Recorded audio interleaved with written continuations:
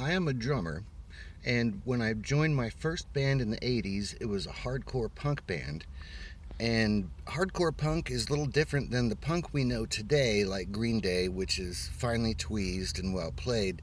Hardcore punk did not focus uh, on precise tempos or musical virtuosity. It was more about the energy and the message. It was kind of a free jazz of rock and roll and sort of a folk music for uh, suburban kids in the 80s.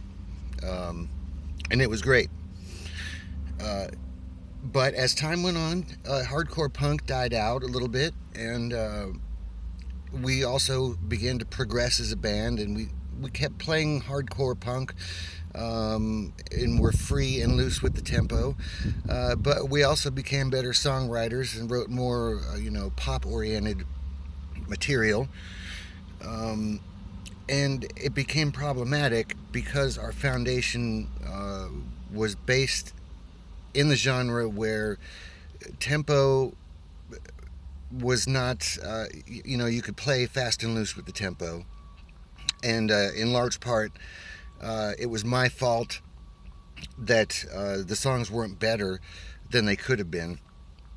Because I tended to play with my emotions. The chorus part would be really cool, and you'd speed it up, and it would. It just, it kind of ruined the pop feel, ruined the song's feel, um, and eventually it felt like we were just not progressing as a band, and so finally. And by this time, we had already integrated a keyboardist into the band, and at that time, keyboards were starting to become issued with onboard sequencers. Um, and sequencers, if you don't know, are uh, basically a way to program the keyboards to play back what you play. And then you can quantize it, or in other words, get it in perfect tempo. And so we started to play around with this and build songs with the sequencer. And this gives you absolutely perfect time, or as perfect as the computers then could get. Basically perfect time.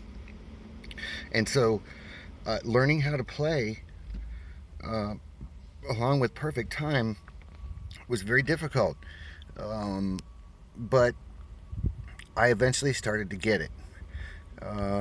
And when you did get it, and you could play along perfectly with the computer, it sounded really, really cool. It sounded really good. It sounded like the other music that was being played on the radio at the time because listeners' ears had become accustomed to precision tempo and so forth. So we did that for years, and it really improved my playing. It set an internal clock in your brain uh, that you could always fall back to. And even when the sequencer was off, when you were playing music without it, your tempo was much more solid and in line. And a lot of it was just because you had learned how to play with perfect computer tempo. Now, I still play with that band. But I've played with many other bands and still do play with other bands now that don't use sequencers or even keyboards. But I do use a metronome when I play. And it keeps me in line. And I've played without it in bands and played with it in bands. And I think playing with it improves the sound of the band overall. Even if you're a mediocre band, just having a perfect tempo can make a mediocre band sound great. Um, Now, there's some debate. I'm not saying metronomes are for everybody. Everybody should use them. There's a lot of argument that not using one will give a feel to a song, and that's a valid argument, and that's fine. Um, But for me, I found that it makes things sound better no matter what band that you're in. Um, so I'm not here to tell you one way is right or one way is wrong. They both produce different results, and it kind of depends on the result that you want, whether you use one or not. But I would say that using one is very important. It will teach you a lot about your own musicianship. It will instill an inherent sense of tempo, um, and keep you from letting your emotions take control and speed up or slow down depending on your reaction to certain parts of the song.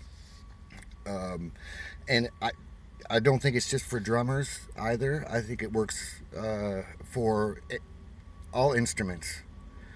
Anybody who plays anything should probably play along with a metronome at some point to instill the internal clock in your head so that you will be able to combat the fluctuations that will be driven by your emotion. Um, so, in short, try it. I think it's important. I still use one to this day. Um, while we play live, even some of the band members are opposed to it. They want to have the feel. Um, some of the other band members love it because we're just always in time and always sound great. Um, I can't say it's right or wrong, whether you should or shouldn't, but I do, and I'm glad I did. And I think that at least at some point, everybody who plays an instrument should give it a try. You would be surprised at how imprecise we naturally are as human beings, and how driven by our emotions and reactions to music that we really are. So, if you haven't tried it, go get a metronome. Try and play along with it in perfect time and see how you do. And I think you'll be pleasantly surprised that after using one for a while, how much better you will actually sound. Thanks.